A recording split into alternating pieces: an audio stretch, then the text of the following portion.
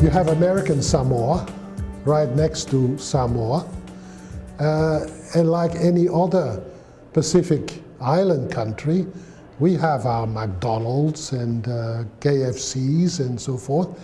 We have the advertisements of vegetable oils and, you know. So yes, the Western diet is now being accepted throughout the Pacific. It's what Professor Campbell calls the diseases of affluence, you see. The one positive note in Samoa is that 40 years ago, these diseases were rare because people were then at that time eating a plant-based diet.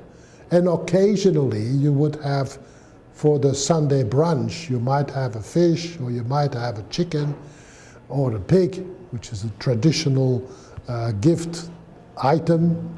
But nowadays, as some of the speakers said, we have Christmas every day. 40 years ago, when I arrived in Samoa, we actually had an expression that these diseases were only found with the church ministers, because they usually are the recipients of food gifts and so forth. And they were more, it was almost an occupational hazard for them. But they're the only ones who would have diabetes. In those days, it was rare to find those. You must realize, although Samoa is so-called a third world country, we have the same disease pattern that you people have here. We have 22% of our adult population is obese. 23% have high blood pressure, and so forth and so forth.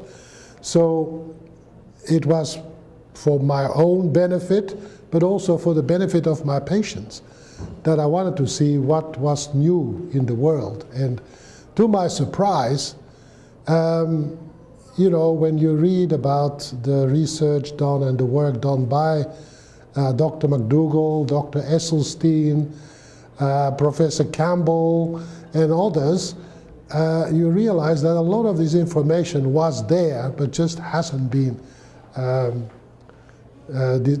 divulged properly. I recall before I left a few days ago, I asked one of our chief internists, do you know about Dean Ornish? Never heard of it, you know? So I'm here because I wanted to see how best we can disseminate this information within a population. Now, Samoa is a very small country. It's 200,000 people scattered in 2 islands which are close together. So we have pretty good communications between villages, and so I think with all the information I have, plus the 4 months personal experience with the plant-based diet, we're going to give it a trial, and we're going to try to influence people to switch to this type of diet. I don't think it will be difficult, because we have a mountain of disease, a mountain of discomfort, a mountain of misery. A lot will have to be translated in Samoan, in the local language, but we've had already some test cases of very severe patients with cardiac failure that were referred to the sleep clinic and were really sent to us because the doctors didn't know what more to do. And 2 of these patients we have put on the plant-based diet with more or less just advice of how to do it. I think now we have to find a way of getting a chef to show how to make the recipes in a way. And it's been a tremendous result. It's just these 2 patients. And as I said, it's a small country, and word of mouth goes very fast. So I'm very optimistic.